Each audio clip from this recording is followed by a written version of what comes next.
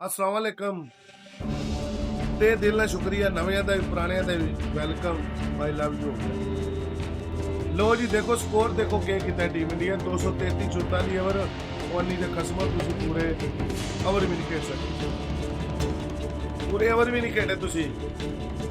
ਉਹ ਅੰਬ ਚੁੱਪਣ ਲਈ ਗਏ ਤੇ ਬਾਜ ਫੜੀ ਗਈ। ਇਹ ਤੁਹਾਡਾ ਉਹ ਹਿਸਾਬ ਨਹੀਂ ਹੋਇਆ, ਤੁਸੀਂ ਉਹਦੇ ਖੇਡਣ ਗਏ ਹੋ, ਤੁਸੀਂ ਯਾਰ ਕੀ ਕਰਨ ਗਏ ਹੋ। ਵੈਸੇ ਇੱਕ ਗੱਲ ਹੈ ਆਵਾਮ ਇੰਡੀਆ ਦੇ ਜਿੰਨੇ ਫੈਨ ਨੇ ਨਾ ਟੀਮ ਇੰਡੀਆ ਦੇ, ਵੈਸੇ ਉਹ ਤਰਸ ਕੇ ਰਹਿ ਗਏ ਨੇ ਕਿ ਟੀਮ ਇੰਡੀਆ ਕੋਈ ਸੀਰੀਜ਼ ਜਿੱਤੇ, ਕੋਈ 3-4 ਹਫ਼ਤੇ ਹੋ ਗਏ ਨੇ ਹਾਰ ਉਹ ਕਿਸਮਤ ਦੇਵੀ ਦੇ ਸਾਈਡ ਤੇ ਹੋ ਕੇ ਲੰਘ ਜਾਂਦੀ ਹੈ ਕਿ ਕੋਈ ਸ਼ੋਅ ਮਾਰਦੀ ਹੈ ਫਿਰ ਲੰਘ ਜਾਂਦੀ ਹੈ। ਐਡਾ ਅੱਛਾ ਸਟਾਰਟ ਵੀ ਲੱਭਾ, ਐਡੇ ਅੱਛੇ ਤੁਸੀਂ ਬੈਟਸਮੈਨ ਖਿਲਾਏ ਨੇ, ਕਮਾਲ ਦੇ ਕੀਤੇ ਨੇ। ਕੇ ਰਾਹੁਲ ਨੂੰ ਤੁਸੀਂ ਬਾਹਰ ਕੱਢ ਛੱਡਿਆ, ਕਿਉਂ ਉਹਨੂੰ ਜੁਲਾਬ ਲੱਗੇ ਸੀ? ਕੇ ਰਾਹੁਲ ਨੂੰ ਬਾਹਰ ਕੱਢ ਛੱਡਿਆ, ਉਹਨੂੰ ਕੋਈ ਜੁਲਾਬ ਲੱਗੇ ਸੀ? ਸਮਝ ਨਹੀਂ ਆਉਂਦੀ, ਜਿਹੜਾ ਅੱਛਾ ਪਲੇਅਰ ਹੁੰਦਾ ਨੂੰ ਬਾਹਰ ਕੱਢਣਾ, ਚੱਲ ਵੀ ਤੂੰ ਸਾਈਡ ਤੇ ਹੋ ਜਾ।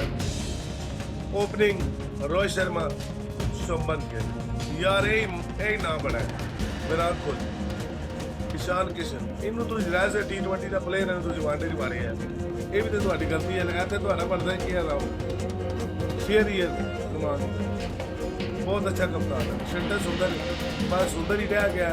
वो पिछले मैच सुंदर तो पटेल चल गए ने, इन्हें आख्या लो जी हूँ तो असी मतलब जहाज भी खरीद लांगे इंडिया ने, लेकिन फिर भी आ गए। अगू आ जाए शिवम दुबे साहब, 0 रन पहली बॉल की कल्टी मार गया। जसप्रीत बुमराह दां देनी चाहिए कि बॉलर होके 3 चौके 1 छक्का 13 बॉल 20 रन 20 रन। मतलब गल कहते यार यदि स्ट्रॉन्ग साइड खड़ा के भी बंदा मैच हार जे, दुख है ना इन्हें के खेलना कि ऐसे चंगे ऐसी DAP साइड खड़ा के वर्ल्ड क्लास साइड खड़ा के फिर भी हार गए। मैनू तो लगता है रोहित शर्मा साहब की छुट्टी है, रोहित शर्मा और रिटायरमेंट का टिकट लै लैन, इज्जत न जागता है। यकीन कर लै वैसे इस मैच दे शंटर सुंदर लानती खेलिया, अक्षर पटेल वो आते ने जन्म की लानत, जन्म तो जन्म की लानत। शिवम दुबे अगर इन्होंने 3 बंदे लै डुबे शंटर सुंदर, अक्षर पटेल, शिवम दुबे, ए 3 2 एक ने बनाई कि एक ने 3 प्लेयर 4 रन बनाए। तू आके इन्हों का लक ज्यादा टुटिया क्योंकि यह सी अगर यह ईयर तो बाद अगर इन्हों कोई भी चल जाता तो स्कोर 350 तक लै गया जी। उस तो इलावा देखो तुसी पहली विकेट सुरता की तो गई है इंडिया, दूजी 104 तो गई, तीसरी 111 तो गई,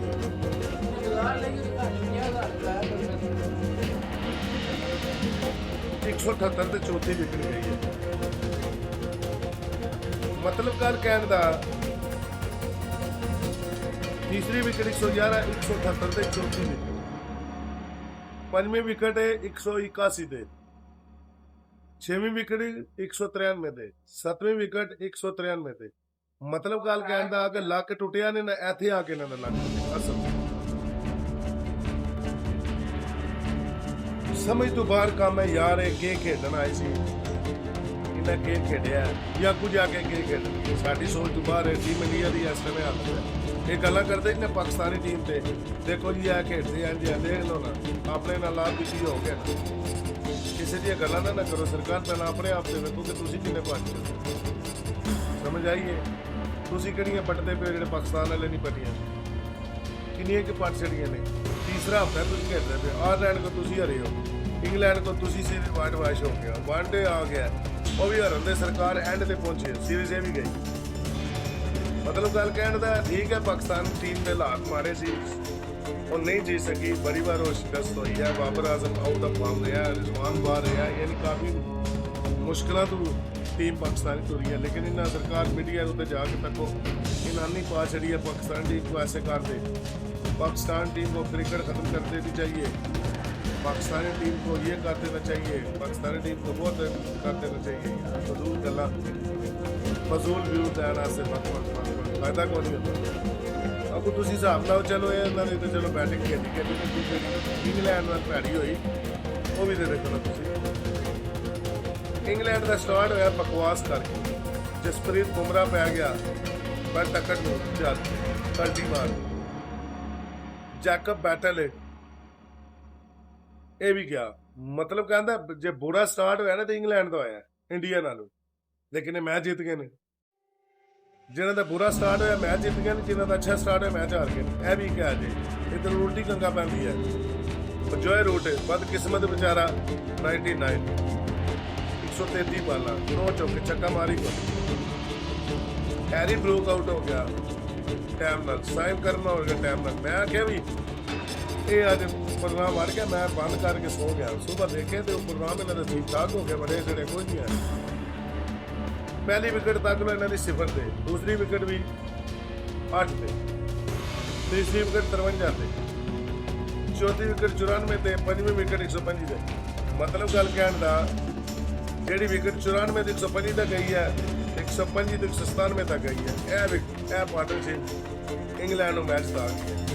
मतलब गल है, मतलब गल कहने का ये मारते खरगोश है छाला इंडिया वाले, जोड़ा उन्हें कहा जी यह सरकार डबल मारांगे चंगा, आउट हो गए।